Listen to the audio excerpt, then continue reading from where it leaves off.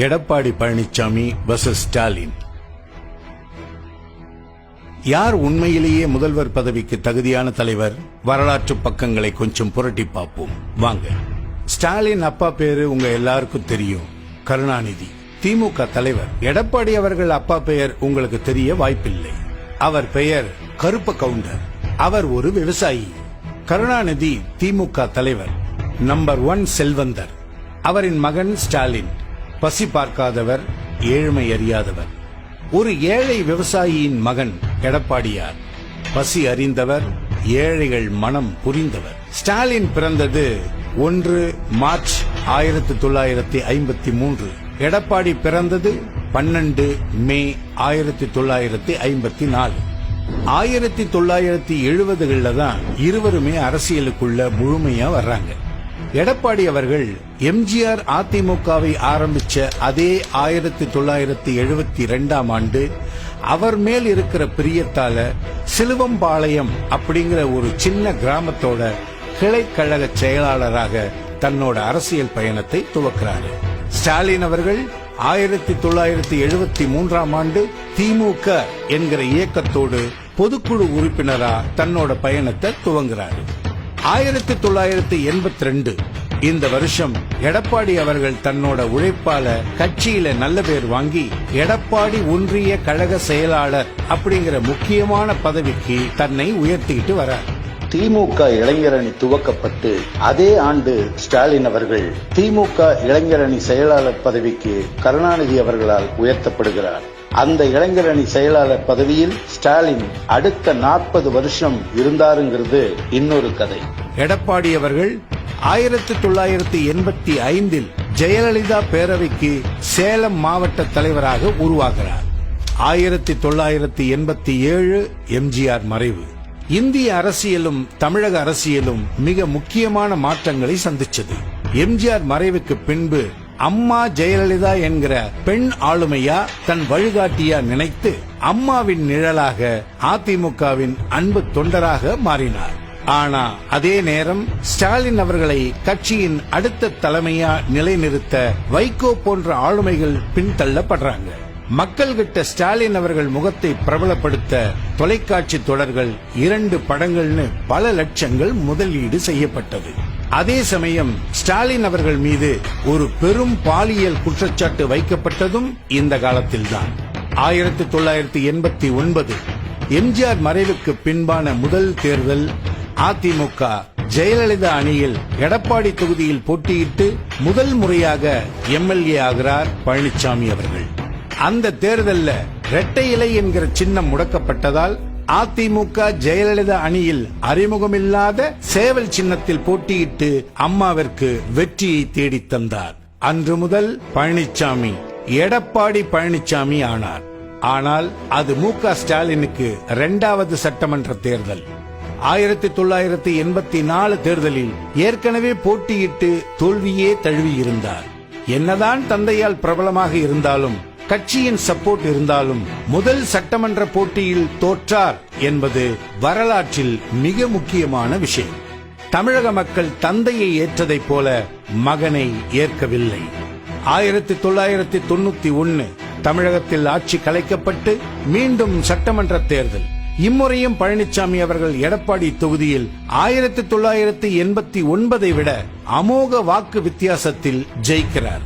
ஸ்டாலின் அவர்கள் 1989 வென்ற 1000 விளக்கு தொகுதியில் 1991ஆம் ஆண்டு மீண்டும் தோல்வியை சந்திக்கிறார். 1996 மீண்டும் அதிமுகவிற்கு ஒரு பின்னடைவு. எளியவர்களின் கட்சியாக கொள்கையோடு இருந்த அதிமுகவை நிரந்தரமாக வீழ்த்த சாதியத்தையும் மதவாதத்தையும் இந்த நேரத்தில்தான் திமுக தன் கையில் எடுத்திருந்தது. இந்த காலகட்டத்தில் தன் பகுதிகளில் மீண்டும் அதிமுக தொண்டர்களை கொள்கை ரீதியாக வார்த்தெடுக்கிற பணியை செய்ய கொள்கை பரப்பு செயலாளர், சேலம் மாவட்ட செயலாளர் போன்ற முக்கியமான பணிகளை செய்ய தொடங்குகிறார் எடப்பாடி அவர்கள். இதே வேளையில் திமுக சன்குழுமம் சண்டை, திமுக அழகிரி சண்டை என குடும்ப உட்பூசல்களுக்கு நடுவில் கருணாநிதி அவர்கள் ஆதரவோடு ஸ்டாலின் அவர்கள் சென்னை மேயர் பதவியில் அமர்த்தப்படுகிறார். அடுத்த 15 வருடங்களில் 1998 ஆண்டு பாராளுமன்ற தேர்தல் வெற்றியை தவிர திரு எடப்பாடி அவர்களுக்கு 2 பாராளுமன்ற தேர்தல், 1 சட்டமன்ற தேர்தல் என தொடர்ந்து தோல்விகள் வந்து கொண்டே இருந்தது. கொங்கு பகுதிகளில் அதிமுக தனது அதிகாரத்தை விட்டுவிட்டது என எல்லோரும் முடிவு பண்ணிக்கிட்டு இருந்தப்ப தன்னோட அரசியல் பணியை தொடர்ந்து செய்து கொண்டே இருந்தார் திரு எடப்பாடியார். 2011 இந்த காலகட்டத்தில் தமிழக மக்கள் திமுகவின் ஊழல், குடும்ப அரசியல், அதிகார அராஜகம், அதோட விளைவுகளை பார்த்து ரொம்ப கோபத்துல இருந்தாங்க. 2011 தேர்தல்ல இளம் வாக்காளர்கள் அதிகம் வர 77.8% வாக்குகள் தமிழ்நாட்டில் பதிவாகுது. திமுகவின் கோட்டை என்று அழைக்கப்படுகிற சென்னை கண்டிப்பாக பறிபோய்விடும் என்பதால் 1000 விளக்கு தொகுதியில் இருந்து ஸ்டாலின் அவர்கள் முதல் முறையாக கொளத்தூர் தொகுதியில் போட்டியிடுகிறார். வெறும் 2500 சொச்சம் வாக்கு வித்தியாசத்தில் வெற்றி பெறுகிறார். அதே வேளையில் எடப்பாடி தொகுதியில் மீண்டும் போட்டியிடுற பழனிசாமி அவர்கள் 34,738 வாக்குகள் வித்தியாசத்தில் வெற்றி பெறுகிறார். அதிமுகவை மீண்டும் கொங்கு பகுதிகளில் ஒரு முக்கியமான அங்கமாக மாற்றுகிறார்.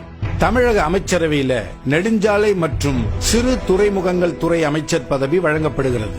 அம்மா ஜெயலலிதா அவர்கள் அடிக்கடி அமைச்சர்களின் துறையை மாத்துறவங்கன்னு தெரியும். ஆனா அன்று முதல் 9 ஆண்டுகள் அந்த துறை அமைச்சர் பதவி திரு எடப்பாடி அவர்களிடம்தான் இருந்தது. அது மட்டுமல்ல, ஜெயாவின் ஐவரணி என்று அழைக்கப்படுகிற கட்சியின் முக்கிய பொறுப்பாளராகவும் திரு எடப்பாடி அவர்கள் உயர்ந்தார். 2016 வழக்கமாக தமிழக மக்கள் அதிமுக திமுகன்னு மாறி மாறி தான் ஓட்டு போட்டிருக்காங்க. அதனால இந்த முறை திமுக தான் வரும்னு 2016 தேர்தல்ல எல்லாரும் நம்பினாங்க.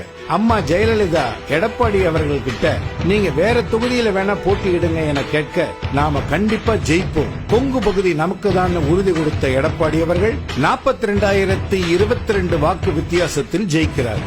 அது மட்டுமல்ல, கொங்கு பகுதியில இருக்கிற 47 தொகுதிகள்ல 41 தொகுதியில அதிமுகவுக்கு வெற்றியை தேடித்தர்றார். அதிமுக மீண்டும் ஆட்சி அமைக்கிறது.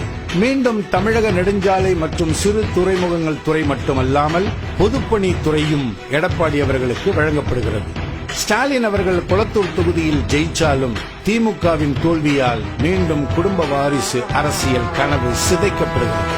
டிசம்பர் 5, 2016 அம்மாவின் மரணம் தமிழக அரசியலின் திருப்பு முனை. தன் வழிகாட்டி இறந்ததற்கு பின்பாக பிப்ரவரி 16 எதிர்பாராமல் தான் மிகவும் நேசித்த ஆளுமை ஜெயலலிதா அவர்கள் அமர்ந்த முதலமைச்சர் பதவிக்கு எடப்பாடி அவர்கள் உயர்த்தப்பட்டார். கே. பழனிசாமி என்னும் நான் சட்டப்படி அமைக்கப்பெற்ற இந்திய அரசியலமைப்பின் பால் உண்மையான நம்பிக்கையும் மாறாப்பற்றும் கொண்டிருப்பேன் என்றும், இந்திய நாட்டின் ஒப்பில்லாத முழு முதல் ஆட்சியும் ஒருமையும் நிலைநிறுத்துவேன் என்றும், தமிழ்நாட்டு அரசின் ஒரு மாபெரும் ஆளுமை இல்லாத அதிமுக 3 நாட்களில் வீழும், 6 மாதங்களில் வீழும் என்ற நம்பிக்கையற்ற தன்மைக்கு நடுவில் ஒரு புதிய நம்பிக்கை ஒளியாக செயல்படத் தொடங்கினார். புயல், வெள்ளம், கொரோனா என இந்த 4 வருட முதலமைச்சர் பதவியில் எல்லா பிரச்சனைகளின் போதும் மக்களில் ஒருவராக இருந்து பிரச்சனைகளை முறியடித்தார். அம்மா போலீஸ், காவிரி டெல்டா பகுதி பாதுகாப்பு, குடிமராமத்து பணிகள், விவசாயிகள் விளைபொருள் நல சட்டம்னு சத்தம் போடாமல் பல நல்ல காரியத்தை செய்து கொண்டே இருக்கிறார். இந்த பக்கம் ஸ்டாலின் தான் வந்த மாதிரியே தன்னோட பையன் உதயநிதி ஸ்டாலினை சினிமா மூலமாக பிரபலப்படுத்தி தமிழகத்திற்கு அடுத்த வாரிசை தயார் பண்ணி கொண்டிருக்கிறார். தொழில் முனைவோர் ஈர்ப்பு, முதலீடு ஈர்ப்பு, வேலை வாய்ப்பு என எடப்பாடி தமிழ்நாட்டின் அடுத்த வாரிசுகள், அதாவது அடுத்த தலைமுறைகளின் நலனுக்கான திட்டங்களை செயல்படுத்திக் கொண்டு வருகிறார். குடும்பம் வேறு, அரசியல் வேறு அப்படிங்கறதுல தெளிவாகவும், விவசாயம் தமிழகத்தின் முக்கிய அரசியல்னும் புரிந்து கொண்ட ஒரு திறமையான தகுதியுள்ள அரசியல்வாதிதான் திரு எடப்பாடி அவர்கள். சுருக்கமா சொல்லணும்னா, ஸ்டாலின் அவர்கள் தூசுபடாத கண்ணாடிக்குள் வைக்கப்பட்ட போன்சாய் மரம், ஷோகேஸுக்கு தான் லாயக்கு. ஆனால் எடப்பாடி பழனிசாமி அவர்கள் விதையாக விழுந்து மரமாக முளைத்து கிளைகள் விரிச்சு பலருக்கும் பயன் தர ஒரு ஆலமரம். யார் முதல்வர் பதவிக்கு தகுதியான தலைவர்? பிறப்பை நம்பும் ஸ்டாலினா, இல்லை உழைப்பை நம்பும் எடப்பாடியாரா? வரலாறு சொல்லும் எடப்பாடியார்தான் என்று நம்மில் ஒருவர் நமக்கான தலைவர்.